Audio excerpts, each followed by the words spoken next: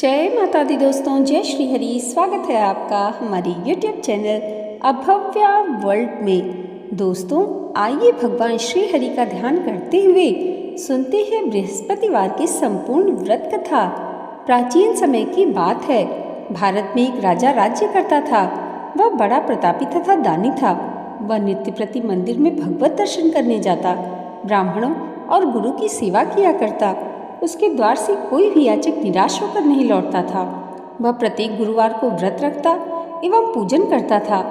हर दिन गरीबों की सहायता करता था, परंतु यह सब बातें उसकी रानी को अच्छी नहीं लगती थी। वह न व्रत करती, न किसी को भी एक भी पैसा दान में देती। वह राजा से भी ऐसा करने को मना किया करती थी। एक समय की बात है, राजा शिकार खेलने वन को चले गए। घर पर रानी और दासी थी। उस समय गुरु बृहस्पति साधु का रूप धारण कर दरवाजे पर भिक्षा मांगने आए। साधु ने रानी से भिक्षा मांगी तो वह कहने लगी, हे साधु महाराज, मैं इस दान और पुण्य से तंग आ गई हूँ। इस कार्य को करने के लिए तो मेरे पति देव ही बहुत हैं।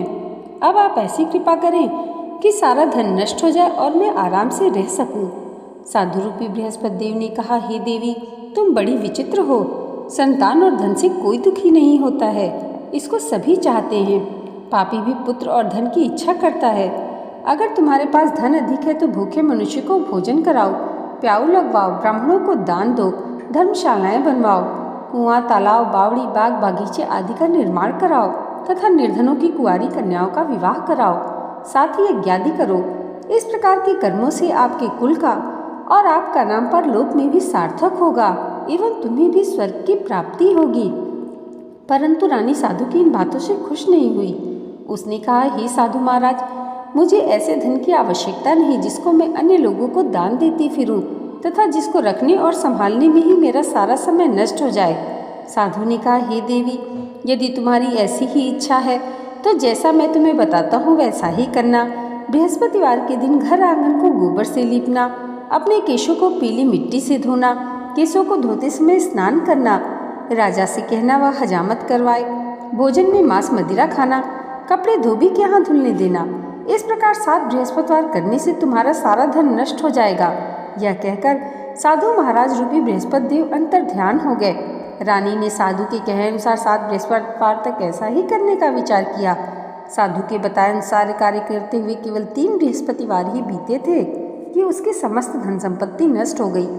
भोजन के लिए दोनों समय परिवार तरसने लगा तथा सांसारिक भोगों से दुखी रहने लगा। तब राजा रानी से कहने लगा, हे रानी, तुम यहाँ पर रहो, मैं दूसरे देश को जाता हूँ, वहाँ कोई काम धंधा करूँगा, शायद हमारे भाग्य बदल जाएं। ऐसा कहकर राजा परदेश चला गया। वह वहाँ से जंगल से लकड़ी काट कर लाता और शहर में बेचता।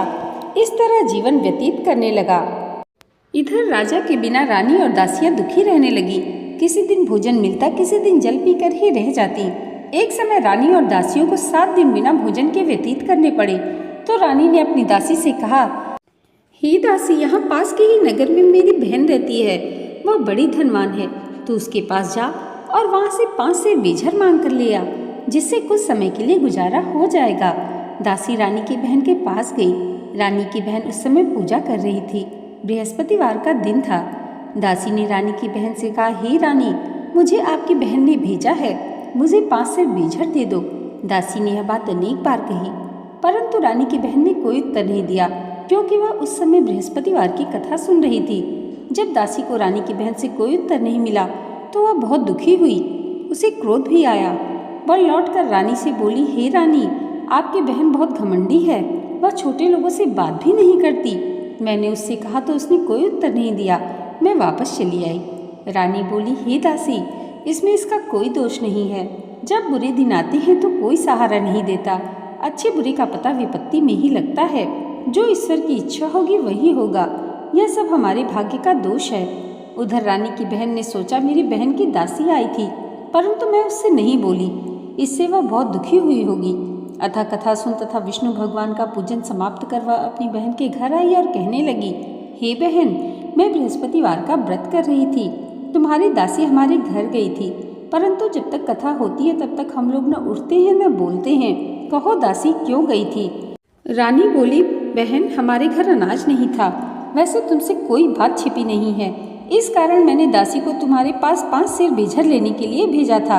रानी की बहन बोली, बहन देखो, बृहस्पति भगवान सबकी मनोकामना पूर्ण करते हैं। देखो शायद तुम्हारे घर में ही अनाज रखा हो। यह सुनकर दासी घर के अंदर गई तो वहाँ से उसे एक घड़ा बेझर का फरा मिल गया। उसे बड़ी हैरानी हुई क्योंकि उसने एक एक बर्तन देख लिया था। उसने बाहर आकर रानी को बताया। दासी अपनी रानी से कहने लगी, हे रानी देखो, वैसे जब हमको अन्न नहीं मिलता तो हम रोज ही व्रत करते हैं। अगर इनसे इस व्रत की विधि तथा कथा पूछ ली जाए तो हम भी कर लिया करेंगे। दासी के कहने पर रानी ने अपनी बहन से बृहस्पतिवार व्रत के बारे में पूछा। उसकी बहन ने बताया, हे रानी बहन, बृहस्पतिवार को सूर्योदय से पूर्व उठकर स्नान करके बृहस्पतिवार का व्रत करना चाहिए, लेकिन उस दिन सिर नहीं धोना चाहिए।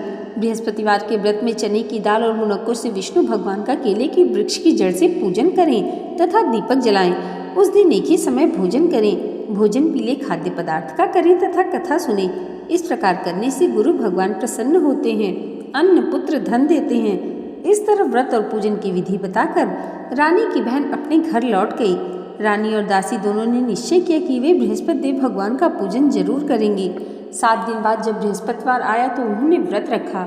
गुड़साल में जाकर चना और गुड़ बीन लाई तथा उसकी दाल से केले की जड़ से विष्णु भगवान का पूजन किया। अब भोजन कहाँ से आए?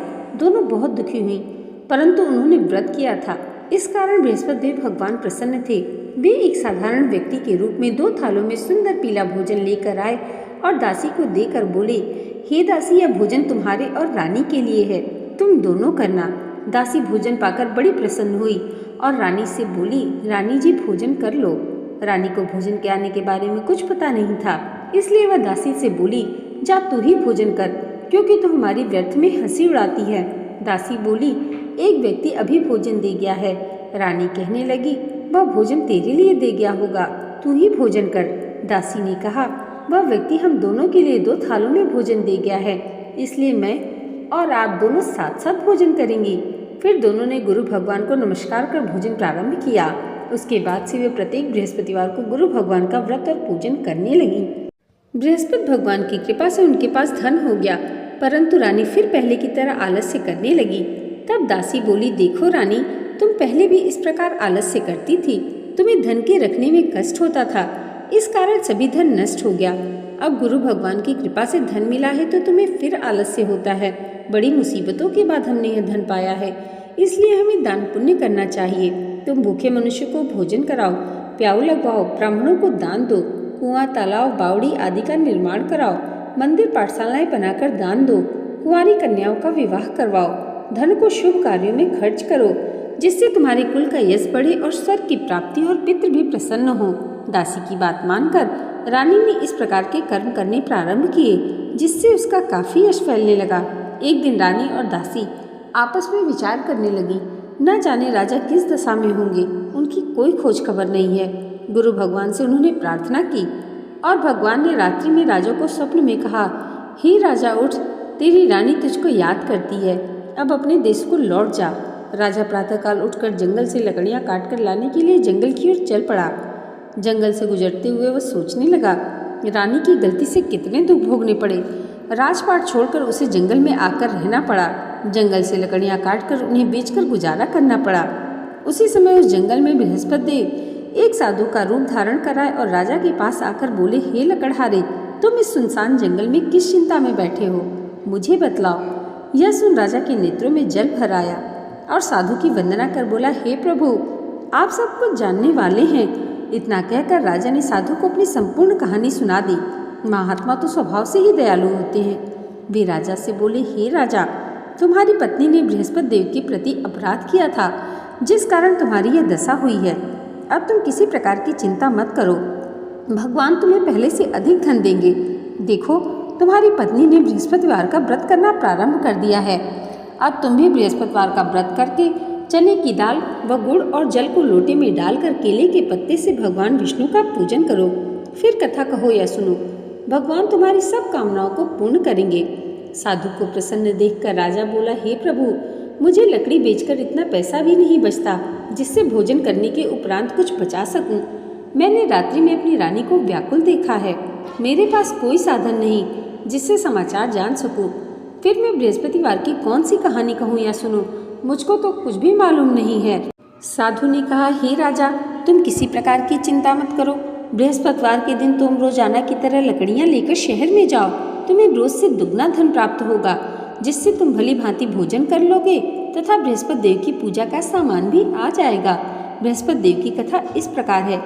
प्राचीन काल में एक बहुत ही निर्धन ब्राह्मण रहता था। उसकी कोई संतान नहीं थी।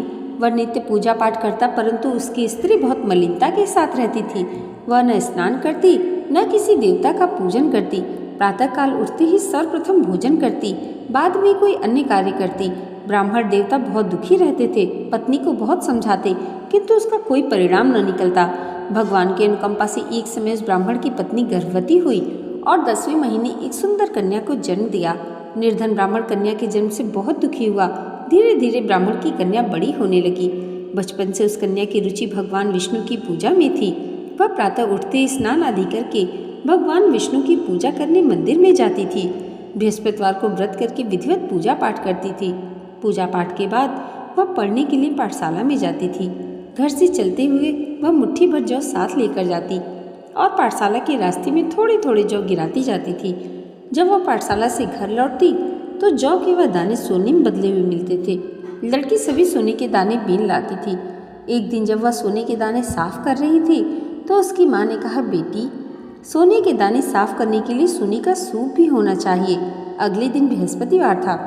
उसने भगवान बृहस्पति देव जी की पूजा करते हुए प्रार्थना की, हे भगवान, यदि मैंने आपका व्रत विधिवत किया हो तो मुझे सोने का सूप दे दो। भगवान बृहस्पति देव ने उसकी मनोकामना पूरी करने का वचन दिया। पाठशाला से लौटते समय उसे रास्ते में सोने का सूप पड़ा हुआ मिला। घर लौटकर सोने का सूप अपनी माँ को दिखाकर वह सोने के दाने साफ करने लगी। उसी समय नगर का राजकुमार उसके घर के पास से गुजरा। उस सुंदर लड़की को सोने के सूप में जौ साफ करते देख राजकुमार उस पर मोहित हो गया। महल में लौटकर राजकुमार ने राजा से उस लड़की के विवाह की इच्छा प्रकट की तो राजा ने ब्राह्मण को महल में बुलाकर राजकुमार से उसकी लड़की के विवाह की बात कही। ब्राह्मण तैयार हो गया। धूमधाम से उस लड़की का विवाह राजकुमार से हो गया। दुल्हन बनकर ब्राह्मण की लड़की महल में चली गई। लड़की के चले जाने से ब्राह्मण फिर निर्धन हो गया। उसी के दिन भोजन भी नहीं मिलता था। बहुत दुखी होकर ब्राह्मण एक दिन अपनी लड़की के पास गया। अपने पिता से निर्धनता का समाचार सुनकर उसे बहुत सा धन देकर पिता को विदा किया। उस धन से ब्राह्मण के कुछ दिन तो आराम से गुजर गए, लेकिन जल्दी ही फिर भूखों मरने की हालत हो गई। ब्राह्मण अपनी लड़की से धन लेने के लिए फिर महल में पहुंचा। लड़की ने अपनी पुत्रिया की बुरी हालत देखकर कहा, पिताजी, आखिर आप कब तक मुझसे धन लेकर जीवन यापन करेंगे? आप कोई ऐसा उपाय क्यों नहीं करते जिससे आपका घर धन संपत्ति से भर जाए? ब्राह्मण ने कहा, मैंने तेरी माँ को बहुत समझा लिया, पर उसकी समझ में कुछ नहीं आता। उसका फुहड़पन नष्ट हो तो घर की निर्धनता भी दूर हो जाए। तब कुछ सोचकर लड़की ने पिता से कहा, पिताजी, आप कुछ दिनों के लिए माँ को मेरे पास छोड़ जाओ। तब कुछ सोचकर ब्राह्मण पत्नी को लड़की के पास महल में छोड़ आया। लड़की ने अपनी माँ से कहा, माँ, तुम कल प्रातःकाल उठकर स्नान आदि करके भगवान बृहस्पति देव जी की पूजा अवश्य करना। पूजा करने से तुम्हारी निर्धनता अवश्य दूर हो जाएगी। लेकिन उसकी माँ ने उसकी कोई बात नहीं मानी। तब क्रोधित होकर लड़की ने अपनी माँ को एक कक्ष में बंद कर दिया। सूर्योदय के समय माँ को उठाकर जबरदस्ती उसे स्नान कराया और फिर मंदिर में ले जाकर भगवान बृहस्पति देव जी की पूजा कराई। कुछ दिन तक ऐसा करने से माँ की बुद्धि में परिवर्तन हुआ और वह स्वयं बृहस्पतिवार का व्रत रखने लगी। उसके व्रत रखने से ब्राह्मण के घर में भगवान विष्णु की अनुकंपा से धन की वर्षा होने लगी। दोनों पति पत्नी धन संपत्ति पाकर आनंद पूर्वक जीवन यापन करते हुए विष्णु धाम को चले गए। लकड़हारा बने राजा ने उन साधु से भगवान बृहस्पति देव जी की यह कथा सुनकर बृहस्पतिवार का व्रत करके भगवान विष्णु की पूजा की। उस दिन से उसके सभी क्लेश दूर हो गए। लेकिन अगले बृहस्पतिवार को कामकाज में अधिक व्यस्त रहने के कारण उसने भगवान बृहस्पति देव जी का व्रत नहीं किया। भगवान बृहस्पति देव लकड़हारे से क्रोधित हो गए और उसे उस भूल की सजा दी। उस दिन नगर के राजा ने नगर में घोषणा करके सबको सूचित किया, प्रत्येक नागरिक मेरे महल में भोजन करने आए। जो नहीं आएगा उसे अपराधी मानकर दंड दिया जाएगा। लकड़हारा बने राजा ने ऊसर नगर के राजा की घोषणा तो सुनी, लेकिन जंगल से लकड़ी काट कर लाने और उन्हें बेचने में देर हो जाने के कारण वह समय पर महल में भोजन करने नहीं जा सका। अतः राजा के सैनिक लकड़हारे को पकड़कर महल में ले गए। राजा ने उसे महल के कक्ष में बिठाकर भोजन कराया। उस कक्ष में खूंटी पर रानी का सोने का हार लटका हुआ था। लकड़हारा अकेला उस कक्ष में भोजन कर रहा था। तभी उसने एक आश्चर्यजनक घटना घटते देखी। देखते ही देखते वह खूंटी हार को निगल गई। थोड़ी देर के बाद राजा ने हार को गायब देखा तो लकड़हारे को कारावास में डलवा दिया। लकड़हारा मन ही मन अपने भाग्य को कोसने लगा। तभी उसे जंगल में मिले साधु का स्मरण हो आया। थोड़ी देर में भगवान बृहस्पतिदेव सन्यासी के रूप में उसके सामने प्रकट हुए और कहा, हे लकड़हारे, तूने भगवान बृहस्पतिदेव जी की पूजा नहीं की, इस कारण तुम्हें कष्ट हुआ है। लेकिन अब चिंता मत करो, बृहस्पतिवार के दिन कारागार के दरवाजे पर तुम्हें कुछ पैसे पड़े हुए मिलेंगे।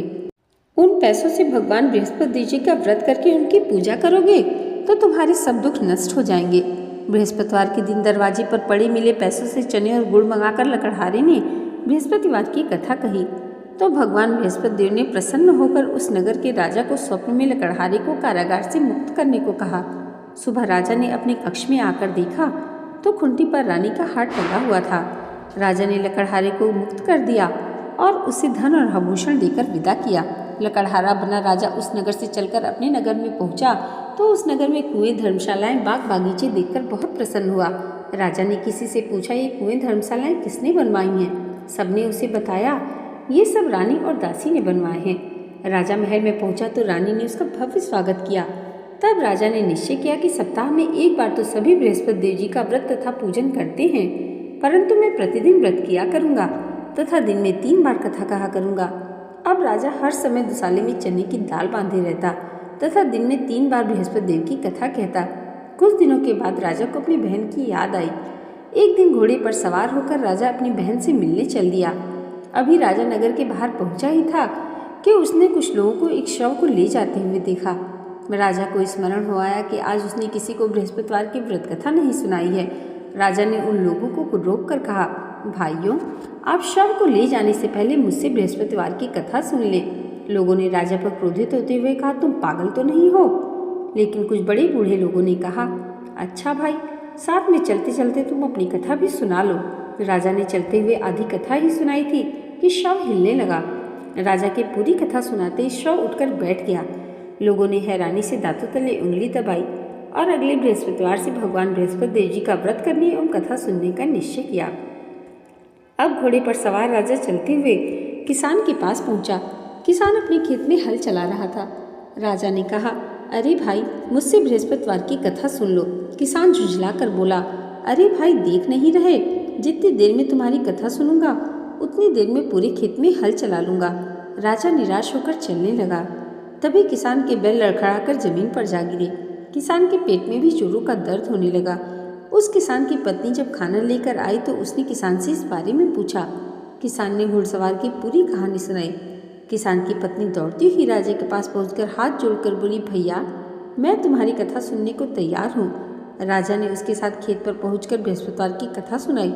तभी बैल उठकर खड़े हो गए। किसान के पेट का दर्द तुरंत ठीक हो गया। राजा अपनी बहन के घर पहुंचा तो उसकी बहुत आवभगत हुई।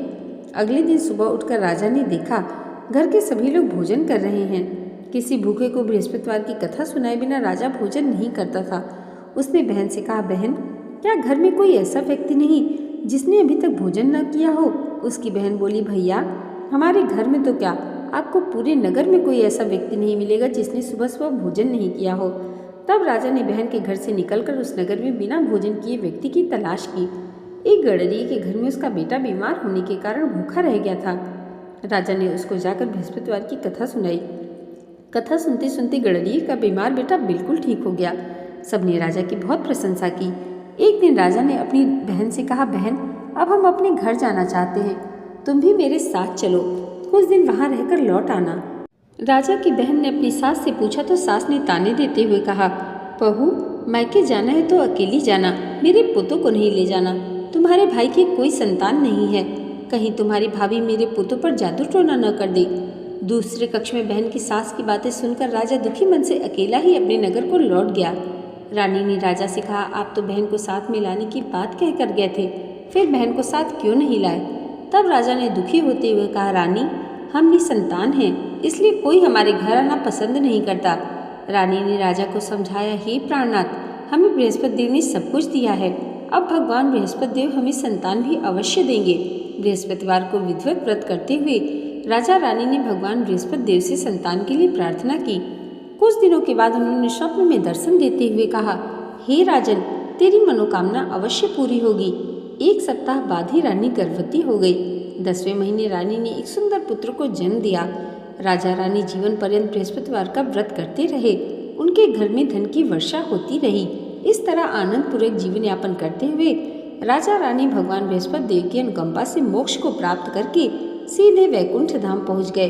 बृहस्पतिवार को विधिवत व्रत करते हुए जो स्त्री पुरुष भगवान विष्णु की पूजा करते हैं, भगवान उनकी सभी मनोकामनाएं पूरी करते हैं। इति श्री बृहस्पतिवार व्रत कथा। दोस्तों, आज की ये वीडियो अगर आपको अच्छी लगी हो तो कमेंट बॉक्स में जय बृहस्पति भगवान जरूर लिखिएगा और इसे लाइक और हमारे चैनल पर पहली बार आए हैं तो सब्सक्राइब करना मत भूलिएगा। भगवान श्री हरि और माता लक्ष्मी की कृपा आप सबके जीवन पर सदैव ऐसे ही बनी रहे, इसी मंगल कामना के साथ मिलते हैं अगले वीडियो में। तब तक के लिए जय माता दी, जय श्री हरि।